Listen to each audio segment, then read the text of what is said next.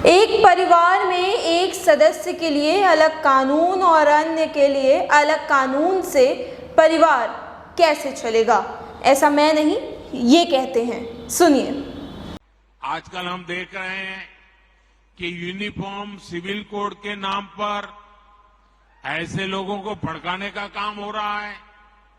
आप मुझे बताइए, एक घर में परिवार के एक सदस्य के लिए एक कानून हो, परिवार के दूसरे सदस्य के लिए दूसरा कानून हो, तो क्या वो घर चल पाएगा? क्या कभी भी चल पाएगा क्या?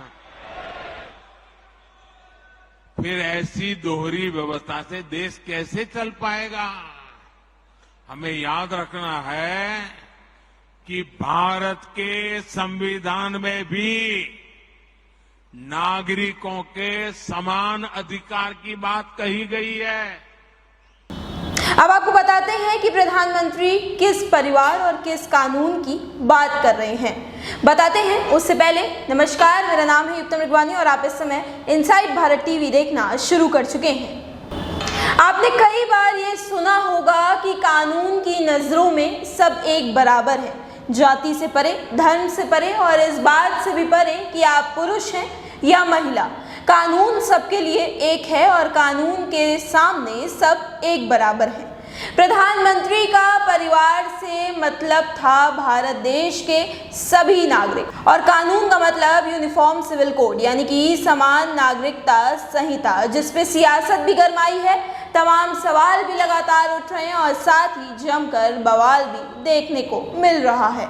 लेकिन हम आज आपको ये बताने आए हैं कि आखिर क्या है ये यूनिफॉर्म सिविल कोड, आखिर क्यों बना हुआ है, ये सवाल और बवाल का विषय क्या है, इसके लागू होने की वजह, यूनिफॉर्म सिविल कोड के लागू होने पर देश में क्या बदलाव हो जाएगा और आखिर क्यों यूसीसी का विरोध जमकर हो रहा है। इस वीडियो में हम इन तमाम सवालों के जवाब तराशने की कोशिश करेंगे, लेकिन उसके लिए आपको इस वीडियो के अंत तक हमारे साथ बने होना पड़ेगा। तो यूनिफॉर्म सिविल कोड यानी समान नागरिक संहिता, देखिए, भारत में क्रिमिनल लॉज के हिसाब से किसी भी धर्म या जाति या फिर लिंग का कोई भी नागरिक यदि मर्डर करता है या चोरी करता है तो आईपीसी यानी कि इंडियन पेनल कोड के एक प्रावधान के हिसाब से उसको एक ही तरह की सजा मिलती है।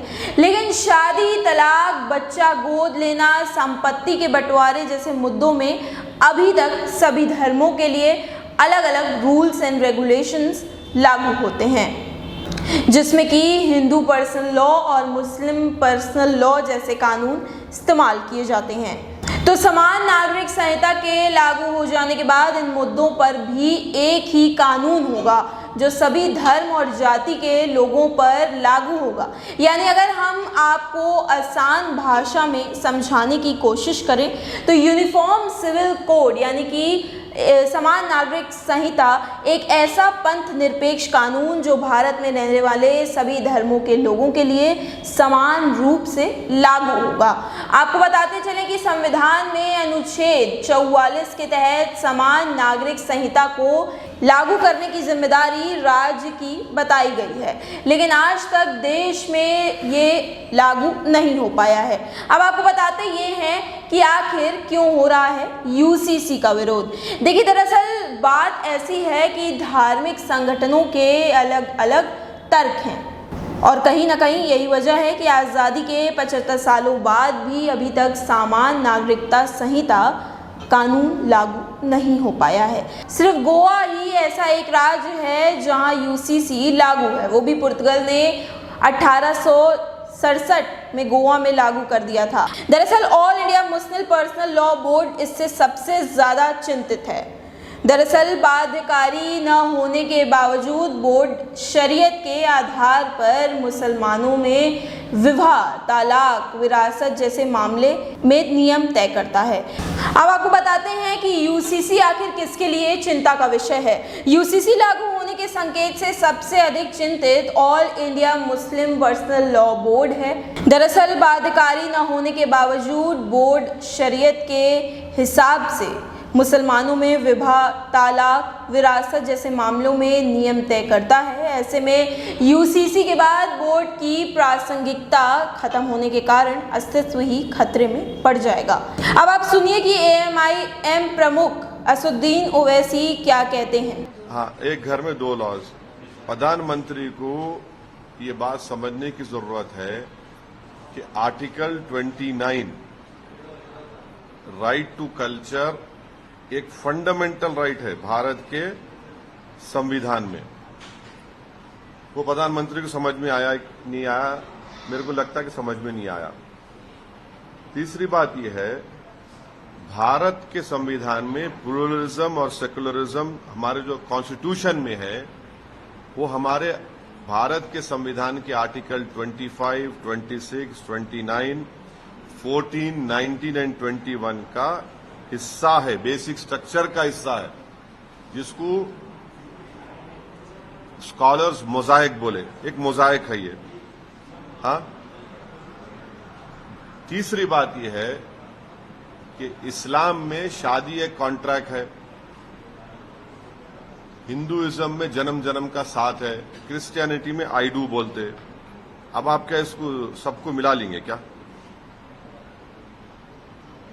चौथी बात यह है कि भारत के प्रधानमंत्री भारत की डाइवर्सिटी को, प्लुरलिज्म को एक प्रॉब्लम समझते, इसीलिए इस तरह की बातें करते रहते।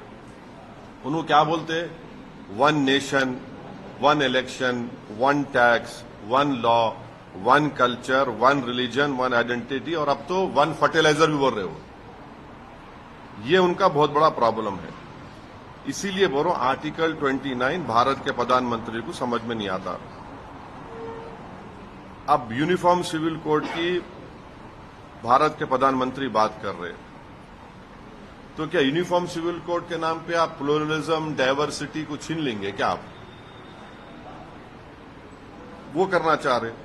यूनिफॉर्म सिविल कोड की जब बात प्रधानमंत्री कर रहे हैं, वो यूनिफॉर्म सिविल कोड की नहीं बात कर रहे, वो हिंदू सिविल कोड की बात कर रहे। पूरे जो इस्लामिक रेफरेंसेस है प्रैक्टिसेस के, उसको वो इलीगल ट्रीट करेंगे, और पूरे हिंदू प्रैक्टिसेस को प्रधानमंत्री अंडर द लॉ प्रोटेक्ट कर लेंगे। मैं प्रधानमंत्री को चैलेंज कर रहा हूं, 300 MP आपका ने है, आप हिंदू अनडिवाइडेड फैमिली को एबॉलिश करो पहले, नंबर 1। कर सकते क्या आप? Thirdly, fourthly, section 21A special marriage act जो है, it protects marriages and inheritance between Hindus, but the same is not extended to Muslims. Why? हाँ, आप यहां पर हिंदू भाइयों को कल्चर बोलेंगे, यहां पर इस्लामिक प्रैक्टिसेस की यूनिफॉर्मिटी यहां पे निकालना चाहेंगे आप। बीजेपी और प्रधानमंत्री ये बात को भी भूल गए, सेक्शन 2 जो है हिंदू मैरिज एक्ट में आदिवासियों को एग्जम्पशन देता। कर सकते क्या प्रधानमंत्री उसको? मोदी साहब करेंगे? अभी आदिवासी सरना कोड क्यों पूछ रहे भाई? आर्टिकल 371 है भारत के संविधान में, प्राइम मिनिस्टर करेंगे, नागालैंड, मिजोरम निकाल सकते। एक मणिपुर को नहीं जा सक रहे प्राइम मिनिस्टर मोदी, जहां पे 336 को जला दिए गए, और आप 371 निकालेंगे क्या? बताओ हमारे को। कांग्रेस समेत दूसरी विपक्षी दल यूसीसी को विभाजनकारी बता रहे हैं। कई लोग इसे 2024 के चुनाव के लिए एक चिंगारी मात्र ही मान रहे हैं। अब देखना यह दिलचस्प होगा कि आज़ादी के 75 साल बाद भी यूनिफॉर्म सिविल कोड क्या लागू हो पाता है कि नहीं। बहरहाल आपकी इस पे क्या राय है, आप हमें कमेंट बॉक्स में देने के लिए स्वतंत्र हैं। बाकी देश दुनिया भर की तमाम खबरों को देखने के लिए देखते रहिए इनसाइड भारत टीवी।